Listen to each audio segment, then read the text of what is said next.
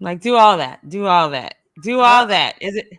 Is live. If there's nothing scarier than the little live ticker at the I know top. the little ticker that says you are live right now. I'm I'm like, looking on the page though, and I'm trying to see if we're. Oh, yep, snap, we are live. it's probably just a little delayed, so we probably Little don't see it. delay. I'm Mm-hmm. so excited about this. So, okay, for those of you guys who are joining us now or later, what's up, everybody? I am Jackie Ray. Welcome to Her Game Sports Talk, brought to you by Jackie Ray TV and Yvette Sanchez. I am so excited about this show. Just to give you a little bit of background, Yvette and I, this is not our first rodeo. We actually did a great show at AfterBuzz. Girl, I don't even, how long ago was that? Oof, I'm going to say, was it 2019? God, dog. 2018? Because I know once the pandemic hit, that's when they kind of like sent home and doing it. And then ours, obviously, when we did it was the sports, and it was kind of like, Yep. Yeah, they were like, forget y'all. But we, before we dive into all the sports talk stuff, I tell people all the time, if you really want to know why a journalist got into this business, you have to ask them. And Yvette and I were working together. I started the freelance side of things probably right before, like when I went to Saipan, I was overseas for a while, and I came back, I started the freelance thing right away. But Yvette got the first station gig between the two of us. Talk about that for just a quick second to give people some background about you. I don't think this live is long enough for me to talk about it. But yeah, so everyone was like, just try to get into it. Like, you'll eventually get into sports, and just take the first opportunity. Not the first opportunity. There was other places that had offered to me, but I ended up going to Huntsville, Alabama. Okay, I'm from LA. I am from Los Angeles. And I always used to joke and say, oh, when it's my first job, I'm not going to go to no little hodonk town, blah, blah, blah. And nothing against Huntsville. I loved Huntsville. It was the most beautiful place that I had lived. Obviously, I lived in California and Arizona, but it was just something completely different. And I took a news job. Obviously, something I didn't want to take, but I was like, oh, it'll put me in, the best spot. I got to do a couple news I got to do a couple sports stories. I did cover Friday night football during high school football season. That was the big thing in Alabama, Roll Tide. I know they were all, yay, they were, the Crimson Tide. And so it was great. It was great. It was different. There were so many personalities. You bump heads with people, but, you hate to love them, love to hate them. I don't know what you want to call it. Then I came to Florida because my parents moved to Florida, and I found a job in the town that they were in. And that's a big thing for journalists. A lot of people think it's easy, but trust me, it was not easy being across the country away from your family, not one person there. So then I was there, and then I saw a sports position open up in Orlando. So I was like, got it. I was like, Yvette doesn't care about a contract. Yvette get out of that contract. So applied 4 months of interviewing, got the job in Orlando, was a host and a reporter there. And then 6 weeks into the contract, they cut the sports department. Entire sports department? So it went from like a seven, it was like 6, 7, because there was one photog that was a floater. They cut us down, and it was left with 2 reporters and 1 photog. And my God. The EP. And then everyone else were offered news roles, or, you could do something different. And so I tried it. I tried doing news again. And then I just said, no, not going to do it. Yeah. I got a little taste of sorry, my hair is like bothering me. I just did it. This bleach. It looks great though. I don't know why. Anyways. But yeah, so I stayed there till December, and then that's and deuces. I'm back in the in between now. It's what route do we? A lot of local stations are getting rid of the sports departments. Like, again, very hard to it's really hard to compete with ESPN, Fox Sports, Bally Sports, all those, it's hard. And then everyone's doing things like this. So it's like at that point, make your own thing. We're not instant with, all the information. We're running out there dripping sweat with the camera. So it's a very hard thing to do right now. But yeah, some things happen for a reason, because like Yvette, I saw her on LinkedIn. Yvette and I have kind of appreciated each other from afar since she left and went on to her news journey. But I saw, like, I think it was right around the time, if for those of you who don't know, I think you got laid off shortly before I got laid off from the Long Beach Post, which is an interesting dynamic, because our situations as far as our professional lives mimic each other. Like, I've always wanted to do both. It's always been a struggle. People say, oh, you have to do one or the other. You can't do news and sports. But I've always wanted to be a voice for my community. But at the end of the day, I'm going to go home and watch whatever's on the TV that's a sports game or anything. Exactly. I'm going to watch it. So it's very important to me. I love the WNBA, which we're going to talk about. So when I saw Yvette and, I had this thought, I was like, you know what? We were out the gate. Go back and watch it on AfterBuzz. Out the gate, we were just like, nah. We were just clicking like out the gate. It was such a good show. It was fun. It was fun. It wasn't, obviously we got to sit there. We got to watch the game. We're like, we're going to talk about this. We're going to do this. It was very much more relaxed. It was fun. And I think you say, like you said, things happen for, they happen for a reason, because it was just like, I would see you doing stuff as all like, this girl's boots on the ground and long. She's like, your local congressman and blah, blah. I'm like, right. No, you go, like, I'm over here talking to congressmen. Yeah. And she's like, go talk to them. I'll go talk to them for you. So it was cool to see that. But, we both had the same background, and you can do both. But, in a newsroom, more often than not, what wins is the news over sports. Right. Especially, and I don't want to step on anyone's toes, but especially when you're a woman, you know what I mean? It's always, y'all take that how you want to take it. But, I don't want to get too controversial right out the gate. We will tackle that later. We had we had the Kansas City Chiefs. They got controversial for us. Girl, so let's just start with that, because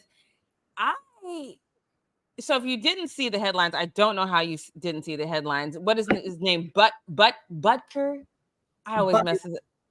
I always say it wrong, but I can see it. Yes. I can't pronounce it. But that's how I feel about how, like, people see my name, they right. pronounce it.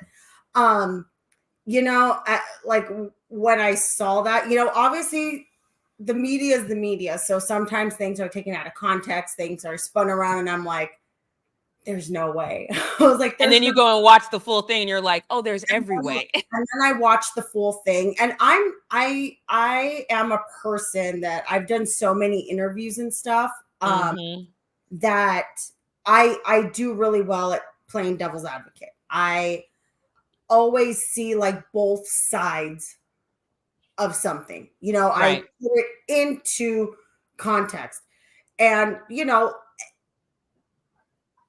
you can't knock him for saying that. If he grew up strict Catholic, he's at a Catholic school, people are cheering him on. You're talking to your demographic. That's basically what you're doing. He literally was addressing them at the commencement speech like a politician. Right. A politician is going to go to a certain area. They're going to read the room. They're going to scan it, and they're going to jump off of one thing.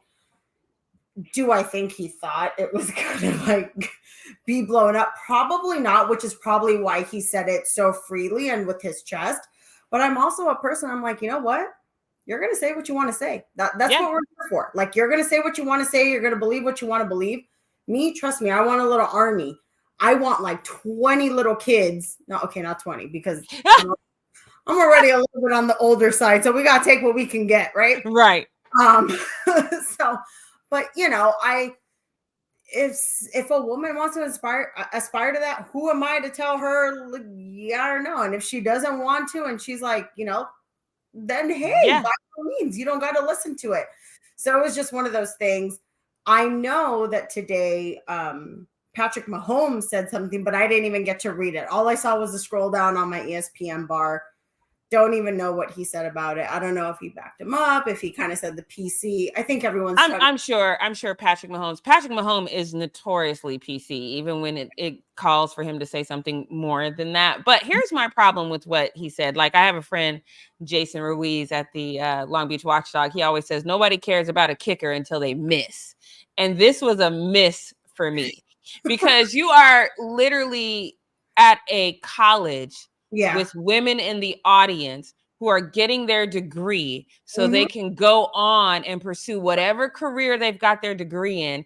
And you have a mama who is prolific in her profession, who has brought in a ton of money to your family because of how intelligent she is, because of her academics and all of that.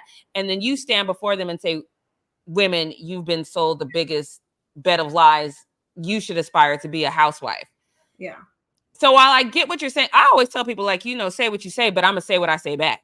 You know what I mean? Like, that's why it's interesting that he would say that, because, usually you speak from experience, you speak from grow up, what what you saw. And it's interesting that he would have that take on it. Now, we don't know much about his wife. She could have influenced him or something like that to make him think like that. Do I think he should have said anything? No. Sometimes you just don't say the quiet part out loud. Like, that is a family conversation to me. Exactly. I think that honestly is, that conversation when you had a big party and the group starts to dwindle down and there's more beers around the table and everyone's sitting down and the group gets smaller and smaller. And then it's like 5 people and you're getting into those really deep conversations. Yeah. Maybe a conspiracy theory might get thrown in there. That's when you have that conversation. I do think there is a time and a place for private, closed door conversations, because whether that girl in the audience takes her degree and follows it or she doesn't, that's her prerogative. But I know if I was in the audience, I'd be like, yeah, I absolutely loathe, and I know this might be one of those things that I should say quietly, but I'm going to say it out loud. I absolutely loathe men speaking on issues that affect women specifically. So I could kind of like say, okay, whatever, he's old fashioned. That's fine. My dad was old fashioned. My dad definitely was the breadwinner in our family. I get it. So I didn't have the setting was a problem for me, but the thought process wasn't. But when he said he was against abortion as well as IVF and surrogacy, so now you're saying that women who struggle to have children, and you're saying being a homemaker is the most important thing, and then you're saying any option that a woman might have to, if she's struggling in that aspect, to do that, you're against that too. You can go straight to hell, sir. I had no sympathy for him after that. And that's like, for me, like I grew up Catholic. I've always said on abortion, I hope I never have to be put in that predicament. I hope, you really hope that no one ever has to go through that predicament. You really don't. Like, that's me. That's just me being like the happy-go-lucky person that I am. But I think that the option should be there. And if you want to do it, you do it. If you don't, you don't. You know what I mean? Like, I'm that person. At the end of the day, what you do, it doesn't pay my bills. It doesn't feed me, and it doesn't do anything else for me. So absolutely.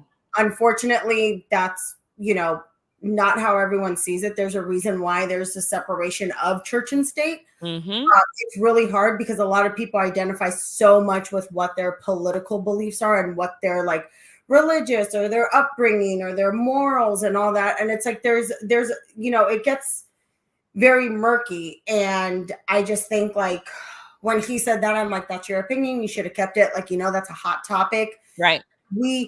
I think the general public knows very well what Catholics think about that. And I think a lot of people, there are a lot of Catholics that are just like, maybe the option should be there. And then we get crucified for it. No pun intended. But,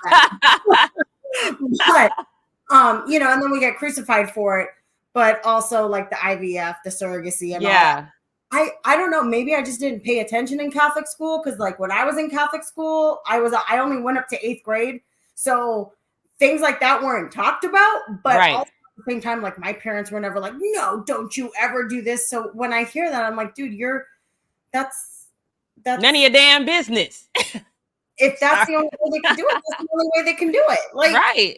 Come And if women want to have a family, first of all, if anyone, I don't want to just say women, like if anyone wants to have a family, there's options for them to have a family. They should be able to have a family. I think caring for a child, if that's something that you want to do, that's the most beautiful thing in the world. If you don't want to care for a child and you just want to be out here doing your thing, I think that's beautiful too. If you know that, but at the end of the day, don't hinder someone's progress. I could literally talk about this all day, but I want to jump into one of my favorite topics right now, which is the WNBA.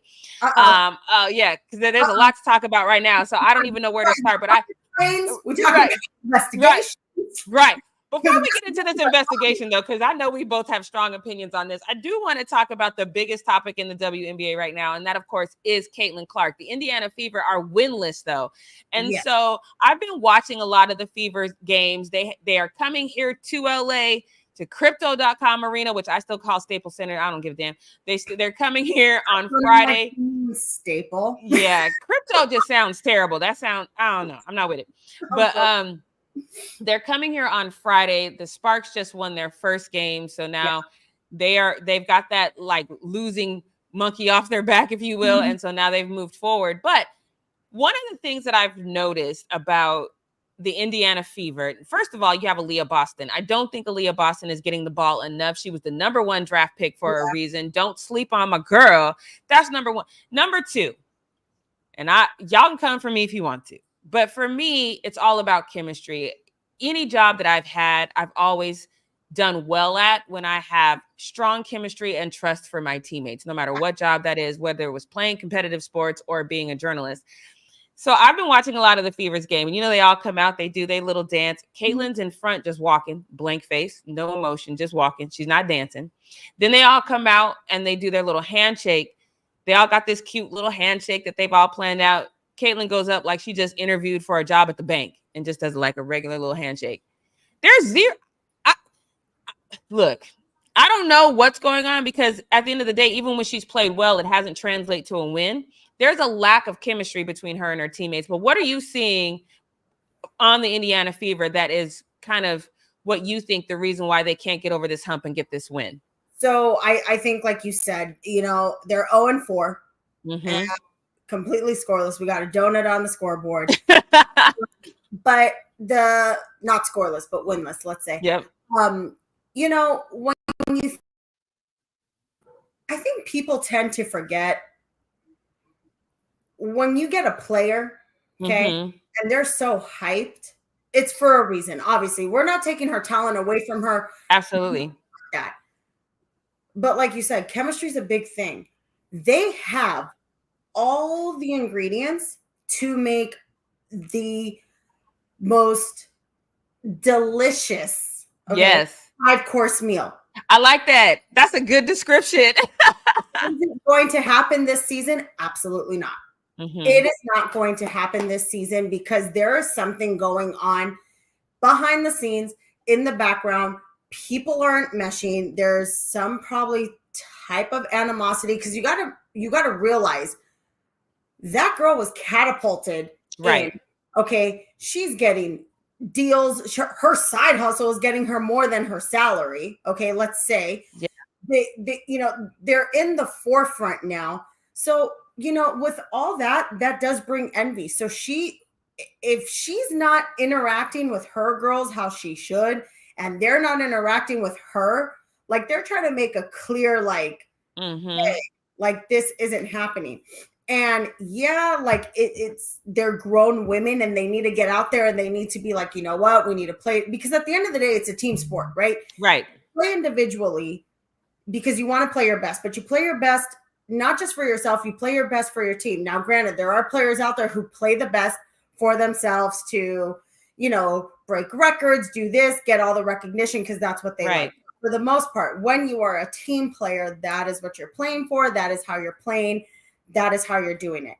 I think right now, Caitlin doesn't know how to take that responsibility and bear all that as a big talent. But like you said, there's other people that are being slept on. She has, let's say, she's got her arsenal. Okay. You got to use your arsenal. Okay. You got to use it.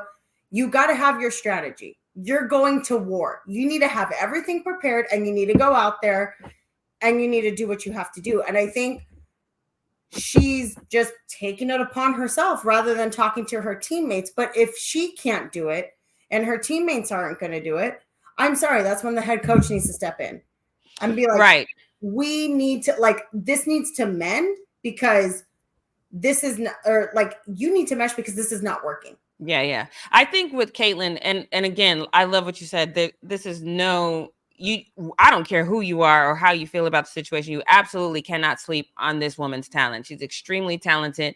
I love the way her go-ahead passing. I know, aside from her scoring and her ability to get the three, her go-ahead passing is my favorite thing about her game. The way she sees the floor is my favorite thing about her game.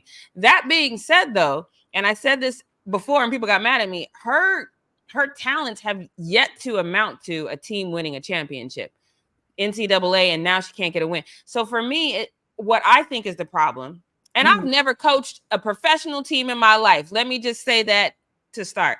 But for me, not a coach. But from the outside looking in, to me, what it looks like is you've said, this is our star. Instead of saying, how can we have her mesh into the system we already have? You're saying Caitlin Clark is the system.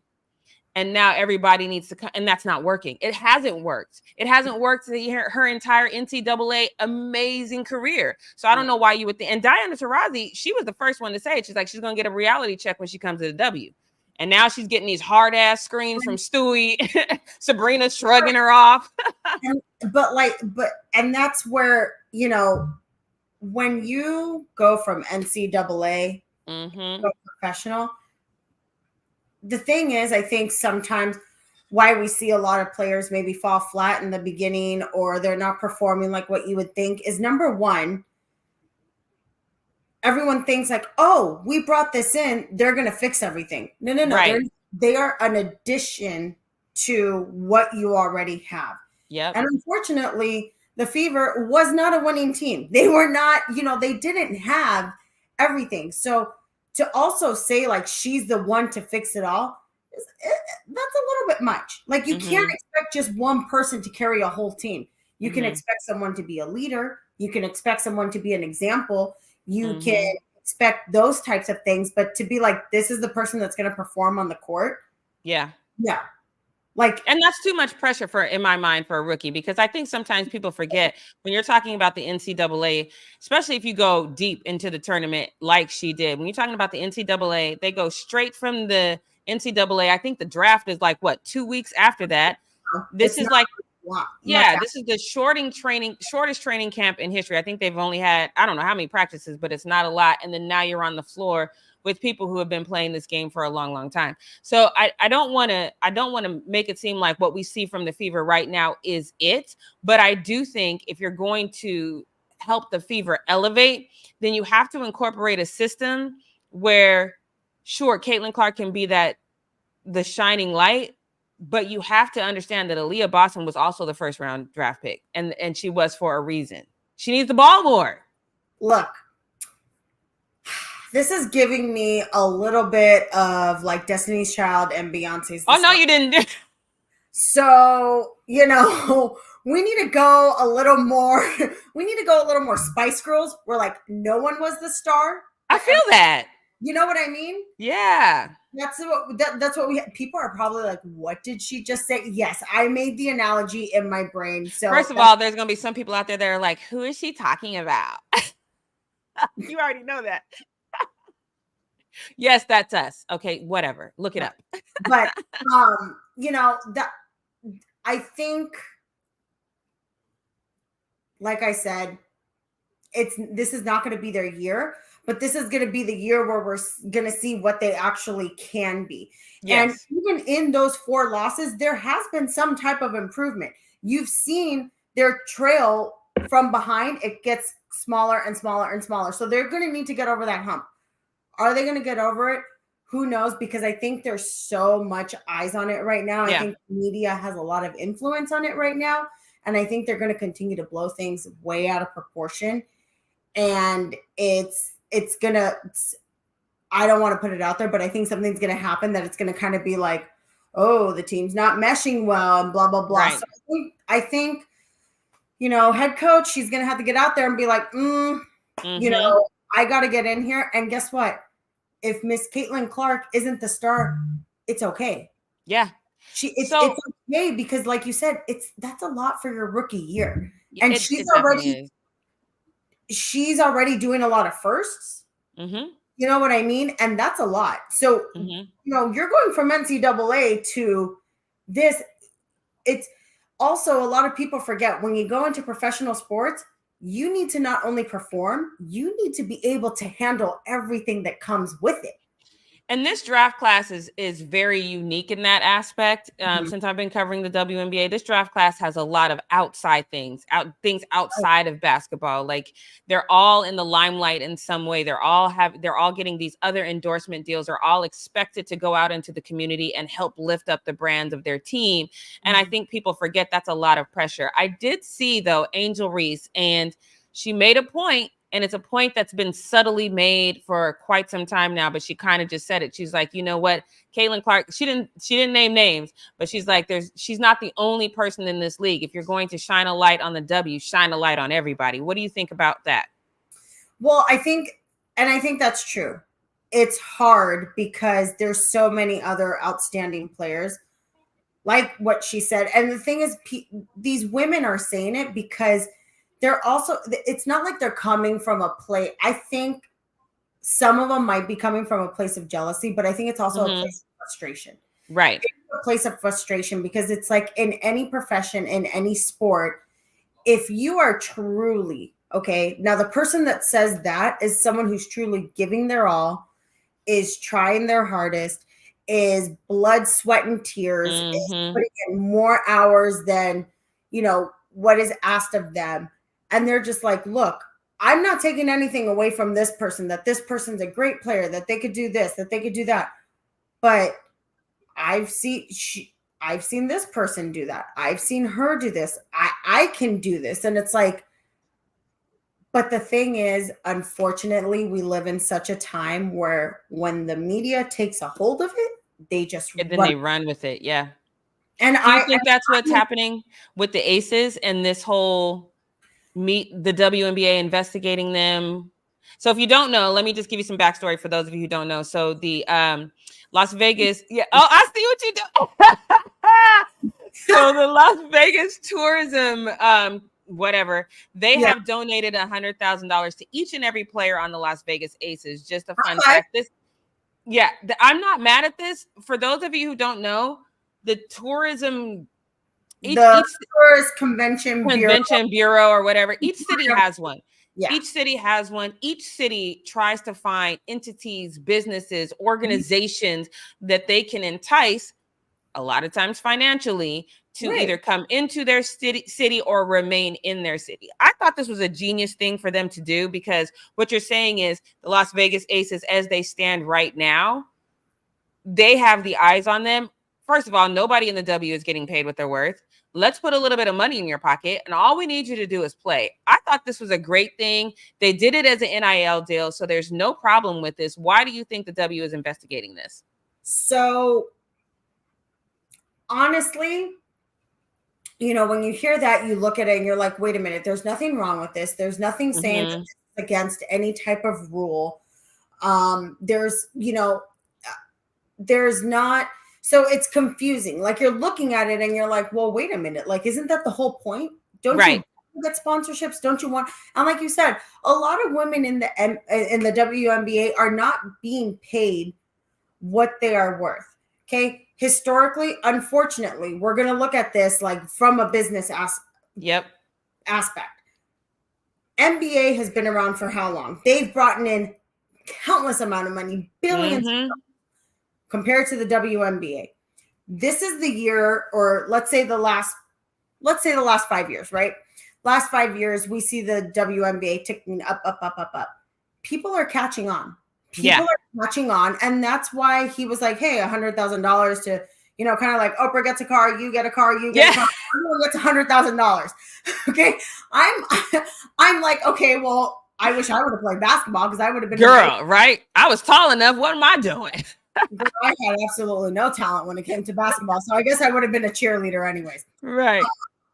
Or maybe a mascot. That would have been fun. But you know, I honestly think other teams started to complain. A complaint had to come from the inside, and then the WNBA had to be like, well, we're going to go ahead and investigate it.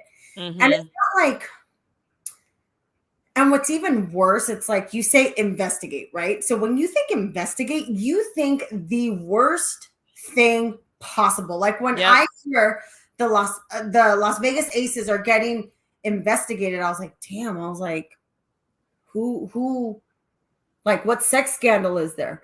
What happened? First of all, Yvette is a Tom Brady fan, so she's thinking, did they ask for the phone? Is this a spike? Is this a deflate gate situation? Like, what's going on? I know that's what she was thinking. I'm like, geez, I was like, did they have anything to do with the roast? Like, was all like, what? Yo, that was rough. It was rough, but it was great. It was great. But it's just one of those things, like I said, it smells fishy, and there's nothing out there blatantly saying that they are doing something wrong. So, well, the Vegas Aces, though, I agree with you. There's nothing that's blatantly saying that they're doing anything wrong, but they're doing well. They're doing well, but don't quote me on the time, but I do believe it was like 2, maybe 3 years ago. Their owner got them charter flights. They got in trouble for that because the W was like, everybody can't afford charter flights, and their owner was like, step your game up. So there was that. And then but last year they had that whole thing with take care of his team.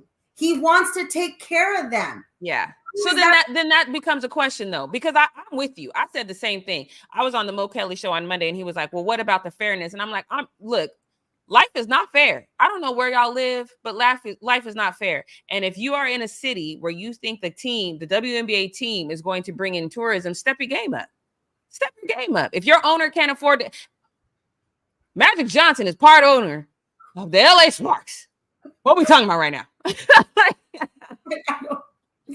It's one of those things where I'm like, look, you invest what you want to invest in.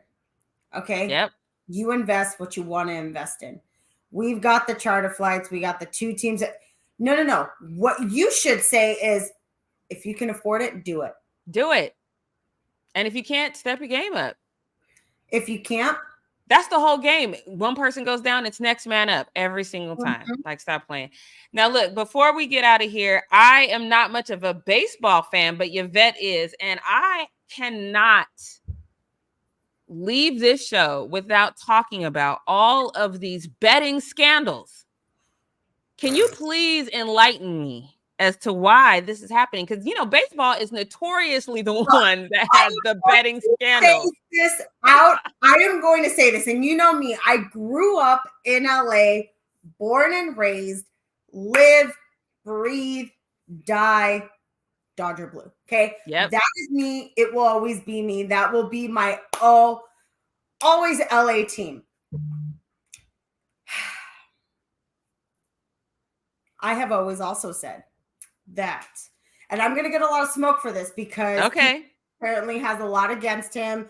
Either there were sexual assault allegations or, you know, whatever.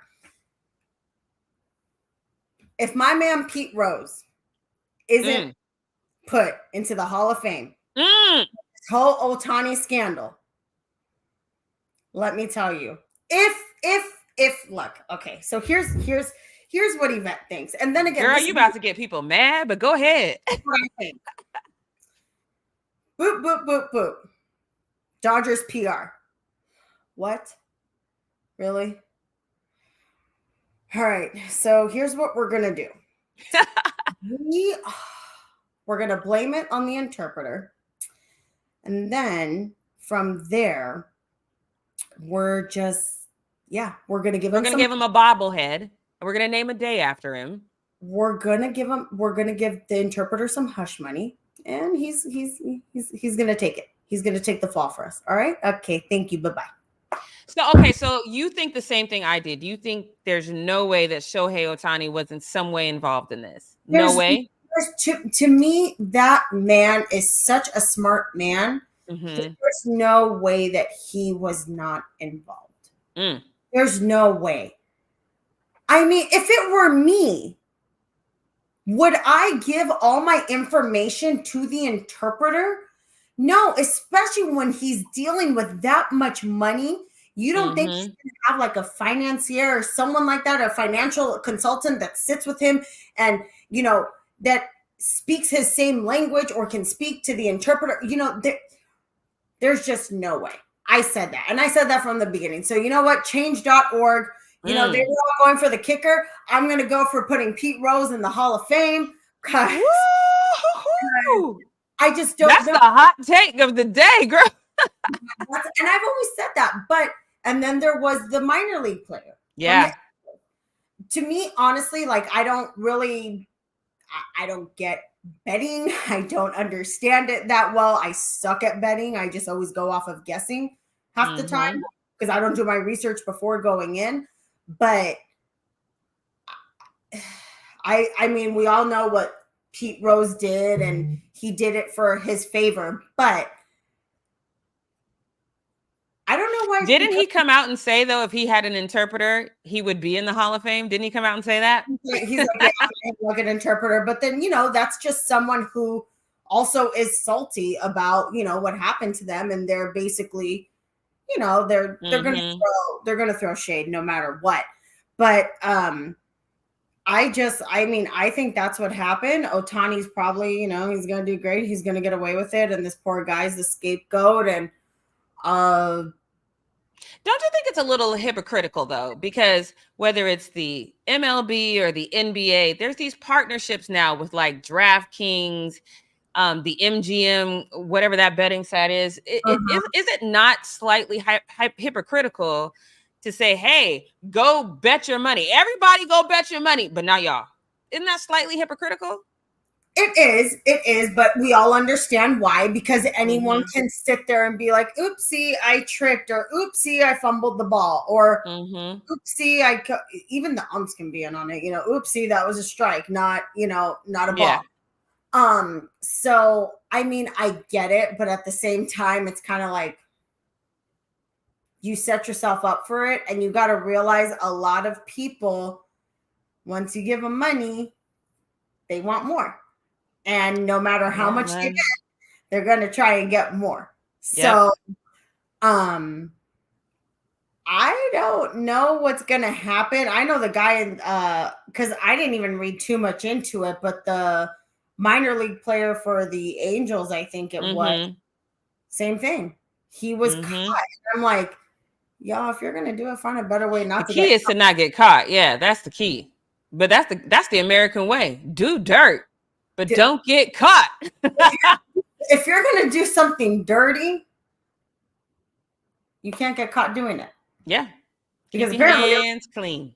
Because apparently a lot of other people can get caught doing dirty things and they don't, you know, nothing happens to them. Yep. Because they know how to hide things. You know, all this to say, again, this is like just what, you know, what you and I think and what we think could happen or why it happens. And, you know, you never truly know. Yeah. You never truly know why these guys do what they do. And you always feel like, man, they've got like the world on a silver platter and then they go, why mess it up? Yeah. Yeah. Who knows? I mean, some people would like to think that, I don't know, maybe in a very like small percentage, very small. Do I think Ohtani was like completely oblivious? There's no way. Do I think that he possibly could have been like, if you win something, give me a little bit. Do I think he could have been like, oh, I didn't see anything? Yeah. That's true too. There's times where you see things and you're like, no, I'm just going to turn around and walk away. Yeah. So. Yvette, it's been so good. You guys, if you are just now tuning in, you can if you watch this live, if you're watching it on the playback, this is our first show. First very first one. So excited. We're going to do this every single Wednesday. It's late for you, right? It's like, what time is it for you right now? 10, 12. Okay, that's not too bad. That's not too late. bad. Not too late. All right. So next Yvette, time I'll have a cuter setup. I think it's cute. Not stuck in the corner of my room. Girl. So tell everybody where they can follow you and what you got going on. Down there, it used to be, believe it or not, it used to be Sports and Sass, but that is long gone. I like that. It's it's the same thing, same concept, but if you talk sports, it's a lot easier. Yep. Instagram, Twitter, or wait, it's X now, right? X. Girl, X. It's like crypto. It's Staples Center to me. X is always gonna be Twitter to me. I try to do TikToks. So yeah. Don't. We're gonna try. So yeah, make sure you follow Yvette. You can follow me everywhere at Jackie Ray TV, especially if you like the Sparks. I'm going to be covering that. I'm still here in Long Beach. If you guys don't know, I'm still covering things in Long Beach. I'm doing my thing. I got so many different hands in the fire, but we're going to be back here every single Wednesday. At some point, we'll have like a cool little outro screen. But this is our first show. Don't judge us. Don't judge us. Dude, I was texting her and I was like, where's even the link? Where's the link? I'm walking in the house with like a stool and someone's like, why is the stool gone? And I'm like, oh, I need it for my chair. And they're like, I love that. I love that.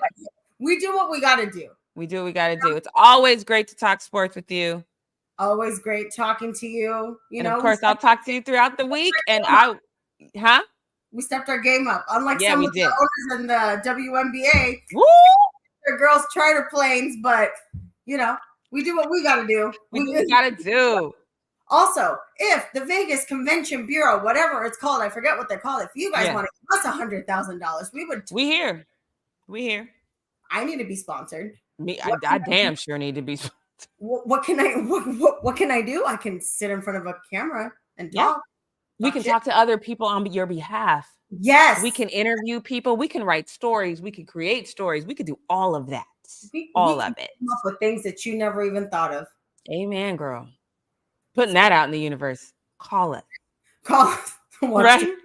All right, girl. I will see you next week. You guys leave your comments in the chat. Let us know what you want to talk about. If you're watching this on playback, we appreciate you. But we will see you next Wednesday, 6:30 p.m. Pacific Standard Time, 9:30 Eastern time. All right. Adios. Bye. Bye.